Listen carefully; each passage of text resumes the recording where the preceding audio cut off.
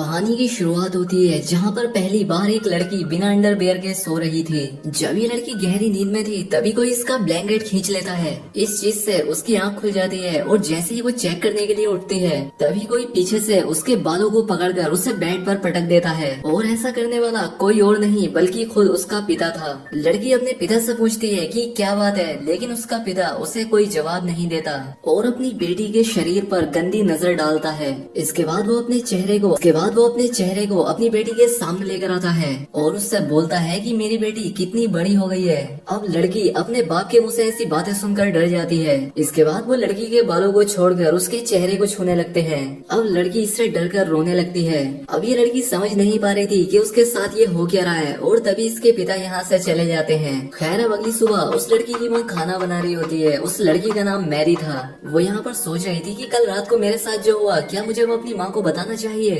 तभी उसकी बहन भी सीढ़ियों से नीचे आ जाती है और उसका भाई भी टेबल पर आकर बैठ जाता है। तभी उसके पिता भी यहाँ पर आकर बैठ जाते हैं और ऐसा बिहेव कर रहे थे जैसे कल रात कुछ उन्होंने किया ही ना हो। मैरी सोचती है कि कल रात तो ये मुझे बड़ी बुरी तरह से देख रहे थे और आज ये इतने नॉर्मल कैसे हैं। इसलिए मैरी अपनी टेबल से उठती है और वहाँ से चली जाती है। तभी उसकी माँ यहाँ पर आकर खाना जोर से टेबल पर पटकती है। यहाँ किसी को भी समझ नहीं आ रहा था कि यहाँ हो क्या रहा है। यहाँ पर मोम बड़ी ही अजीब तरह से खाना खाती है जैसे उसने पिछले कई दिनों से खाना खाया ही ना हो। मोम को ऐसी हरकत करते देख उसके बच्चे डरने लगते हैं।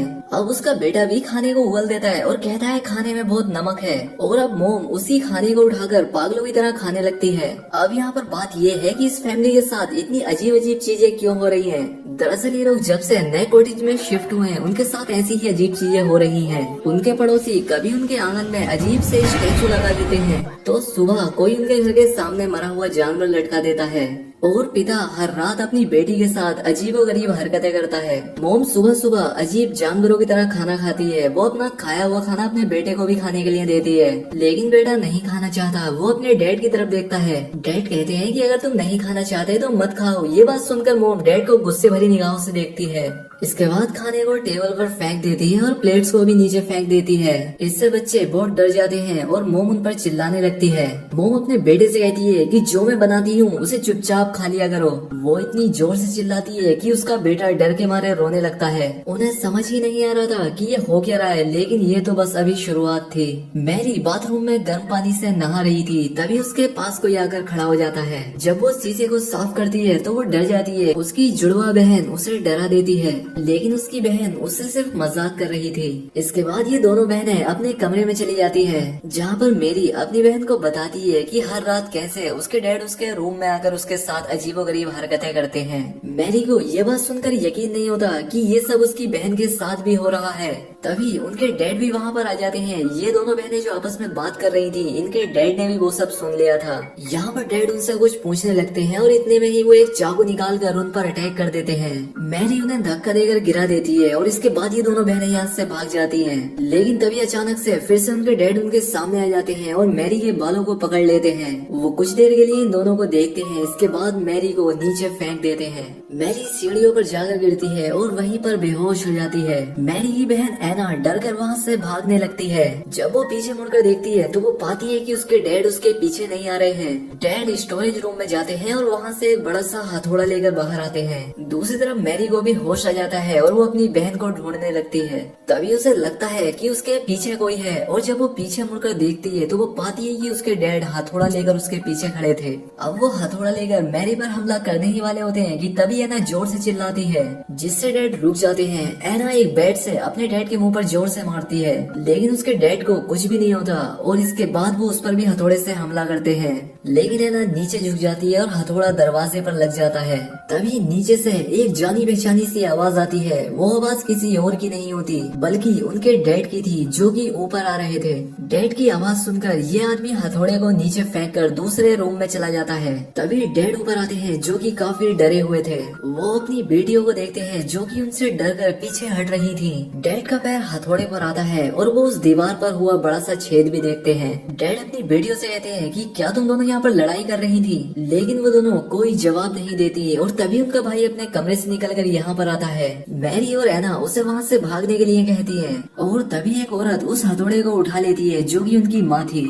उनके डैड मुड़कर अपनी वाइफ को देखते हैं जो कि उनके पास आती है और अचानक से उन पर हमला करने लगती है। डैड उसे रोकने की कोशिश भी करते हैं लेकिन वो उसे धक्का मार कर गिरा देती है। यहाँ पर मोम बहुत ही एविल सी स्माइल करती है और टूटे हुए कांच पर पैर रखकर अपने रूम में चली जाती है। तभी नीचे से फिर से एक औरत की आवाज आती है जो कि और कोई नहीं बल्कि इनकी असली मोम थी। वो ऊपर आती है और इन सबसे पूछती है कि यहाँ क्या हो रहा है, लेकिन सब उनसे डरने लगते हैं। डैड डरते हुए रूम का दरवाजा खोलते हैं लेकिन रूम में कोई भी नहीं होता, पर डैड फ्लोर पर पड़े हुए हथौड़े को देखते हैं। इसके बाद मोम अपनी बेटियों के पास जाती है और उनसे पूछती है कि क्या हुआ, लेकिन है ना और मेरी अपनी मोम से डर रही थी। अब अगले दिन डैड अपने भाई को घर बुलाते हैं। उनका भाई चर्च का एक फादर था। अगले दिन वो इनके घर आता है। फादर उन्हें ऐसी ही अजीब घटनाओं के बारे में बताता है लेकिन उसका बड़ा भाई इस सब पर विश्वास नहीं करता था। रात को ये लोग डिसाइड करते हैं कि ये लोग सभी एक रूम में एक साथ सोएंगे। आधी रात में उनके छोटे बच्चे को टॉयलेट आती है और वो बिना किसी को परेशान किए खुद अकेला ही बाथरूम में चला जाता है। तभी हूबहू उसके जैसे दिखने वाला बच्चा रूम में आता है। वो बच्चा एक चाकू उठाता है और अजीब सी स्माइल करता है। वो फादर को मारना चाहता था लेकिन वो उसे नहीं मारता। ऐसा लग रहा था जैसे उसे किसी चीज ने रोक दिया हो। तभी फादर अपनी आँख खोलते हैं और फादर की वजह से ही ये लोग एक रात चैन की नींद ले पाए थे। अब क्योंकि फादर अकेले इस चीज से नहीं लड़ सकते थे इसीलिए वो अपनी एक सीनियर की हेल्प मांगते हैं। सभी सीनियर आपस में बैठकर बात करते हैं कि आखिर इस फैमिली के साथ हो क्या रहा है और ये सभी लोग एक्सोर्सिज्म करने का प्लान बनाते हैं। ये फादर अपने काम में काफी माहिर होता है और इसके काफी चाहने वाले भी थे। शाम को फादर्स की टीम उनके घर जाने के लिए निकलती है लेकिन रास्ते में एक कौवा उनकी गाड़ी के कांच पर अटैक करके उसे तोड़ देता है जिससे गाड़ी का बैलेंस बिगड़ जाता है और गाड़ी एक गड्ढे में जाकर क्रैश हो जाती है। दूसरी तरफ डैड अपनी बेटी मेरी को बेड से बांध देता है।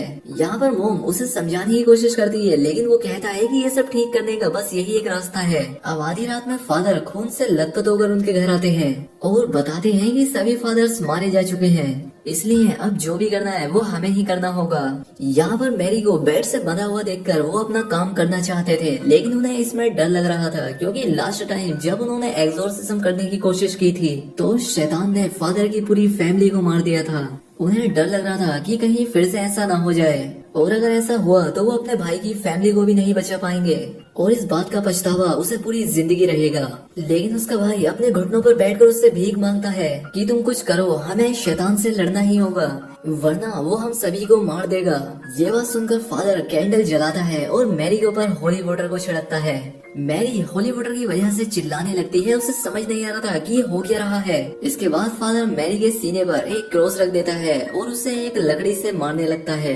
मैरी दर्द से चिल्लाने लगती है और उससे पूछती है कि वो उसके साथ ऐसा क्यों कर रहा है। फादर डैड से कहता है कि क्या तुम अब भी इस सब को जारी रखना चाहते हो, जिस पर डैड मैरी के पैर को पकड़ लेता है जिससे वो हिल ना पाए।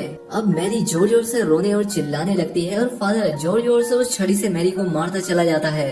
ये देखकर उसके पिता रोने लगते हैं। इसके बाद फादर दूसरी वुडन स्टिक निकालता है और उससे मैरी को मारने लगता है। मैरी दर्द के मारे बेहोश हो जाती है और वहीं दूसरी तरफ जहाँ एक्सीडेंट हुआ था वहाँ पर पुलिस की टीम जाती है।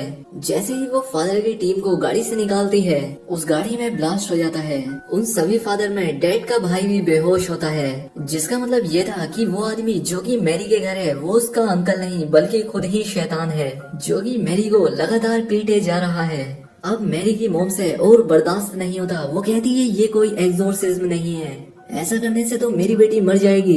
वो फादर को पकड़ लेती है ताकि वो मैरी को मार ना सके। वो अपने हस्बैंड को देखती है और उससे कहती है कि हम अब और नहीं कर सकते, इससे सही तो ये होगा कि हम सब लोग एक साथ ही मर जाएं। लेकिन तभी ये अपनी वाइफ को धक्का मार देता है और अपने भाई से रिचुअल कंटिन्यू करने को कहता है। तभी उस आदमी को एक आवाज सुनाई देती है जो कि उससे कह रही थी कि वो एक डरपोक आदमी है और वो गलत का साथ दे रहा है। और तभी जैक को सब समझ आने लगता है। वो अपनी वाइफ का गला दबाने लगता है और फादर एक खतरनाक सी स्माइल करता है। अब वाइफ एक कांच के गिलास को उठाती है और अपने हस्बैंड के सिर पर दे मारती है, लेकिन वो भी अपनी वाइफ को दीवार पर पटक देता है जिससे कि उसे बहुत चोट आती है।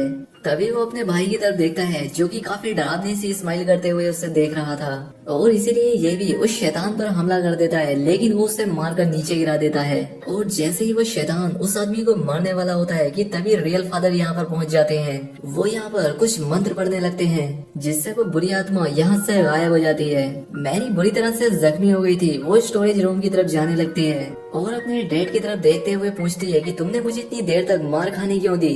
तभी फादर मैरी के सामने एक मिरर रखते हैं जिससे कि उसकी बॉडी से शैतान निकलकर बाहर आ जाता है। फादर उस शैतान को अपने शरीर के अंदर ले लेता है और अपने भाई से उसे मारने के लिए बोलता है, जिस पर उसका भाई टूटे हुए क्रॉस को उसके सीने में घुसा देता है, जिससे फादर और वो शैतान दोनों ही एक साथ मर जाते हैं। और इसी के साथ इस मूवी का भी यहाँ पर एंड हो जाता है। तो दोस्तों उम्मीद करता हूँ कि आपको एक्सप्लेनेशन पसंद आई होगी। अगर वीडियो अच्छी लगी हो तो वीडियो को लाइक और चैनल को सब्सक्राइब जरूर करें।